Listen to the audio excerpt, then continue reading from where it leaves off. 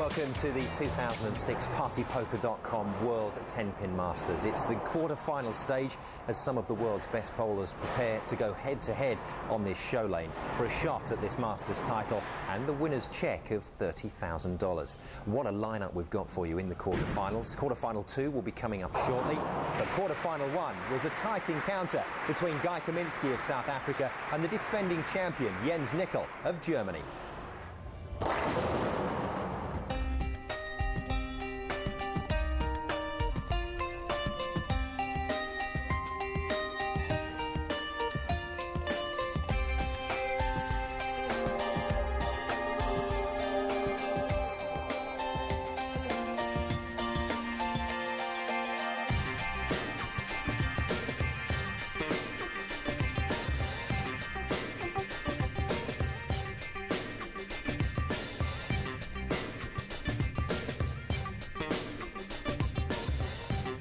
Jens, having been given a little bit of a scare, has breathing room once again, and a strike here pretty much sees him past the winning line. But safe to say Guy Kaminski got Jens's attention in this match after that slow start. And yeah, Jens has decided, I'm not mucking around with this anymore, let's get the job done and get out of here. This is how the quarter-final draw looks. Confirmation that Nicol is through, and he'll meet the winner of our next match between Wim van der Veen of the Netherlands and England's Paul Moore. Alex Liu of Malaysia versus Australia's Jason Belmonte is the third quarter-final. And we've saved the best until last. World Cup champion from Canada, Michael Schmidt, will take on PBA Pro Tour bowler Chris Barnes from the USA. It's one of the best lineups ever assembled for the Masters event, which means that each of the quarter-finals is going to be a classic. And quarter-final 2 certainly fits that bill. It involves the big man from the Netherlands, Wim van der Veen, and he's up against last year's finalist from England, Paul Moore. But Wim was typically relaxed about his next shot at the Masters.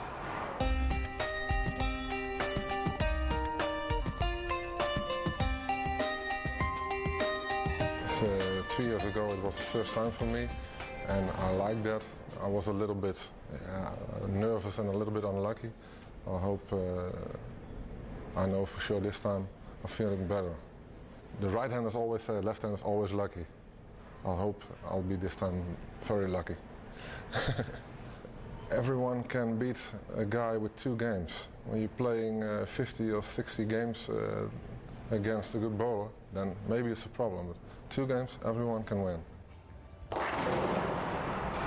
Wim's opponent, England's Paul Moore, threw some great games in last year's event to cruise to the final, but things didn't quite go his way in the big match. To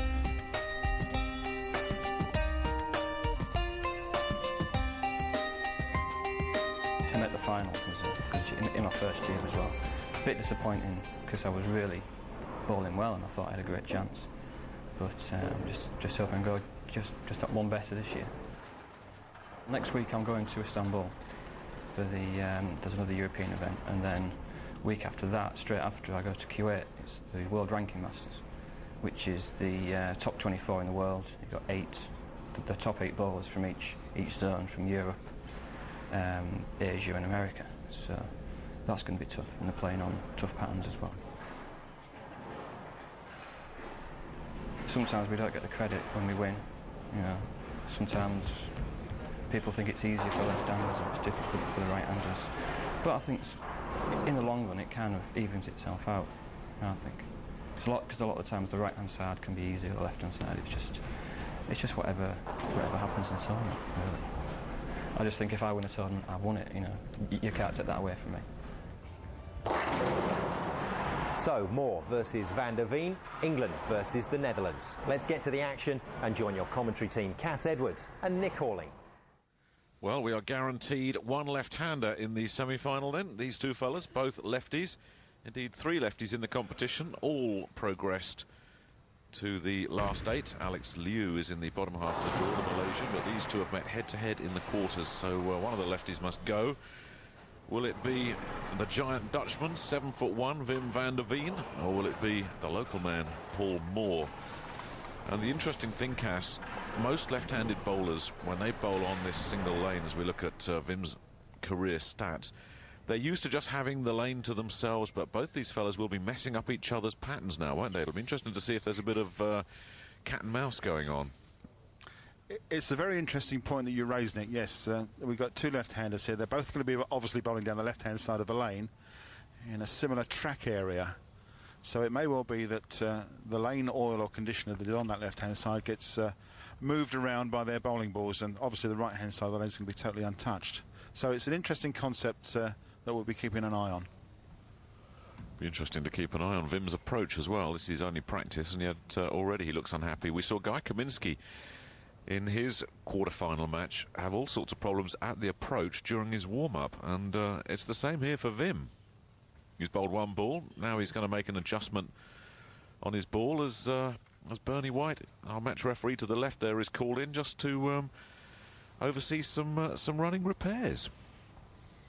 Yeah, I don't know whether it's maybe a little bit of dust or carpet fibre, or maybe even a little bit of lane conditioner that's just got onto the approach there. And Ross Gibson, their chief technician, just called in to clean up the approach and help these guys slide nice and smoothly.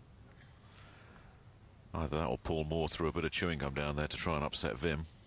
Looks like he might have put some in his finger hole as well. Wim doing a bit of guarding there. We call it a bit of guarding. He's put a bit of tape in his thumb just to make sure the hole is nice and snug and his fingers fit properly. Obviously under these TV lights, you know, fingers just swell up a little bit, and these holes are drilled tight for the players, so their fingers fit nice and snug.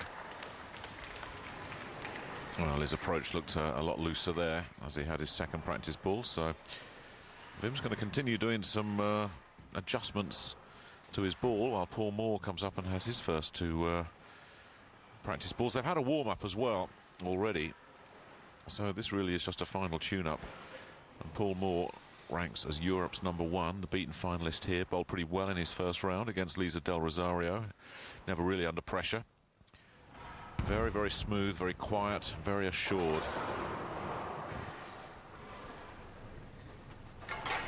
Wim van der Veen will get this battle of the lefties underway. The usual format.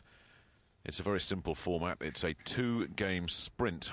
The highest aggregate score at the end of those 2 games will move on. The loser can pack his bags and plan for next year.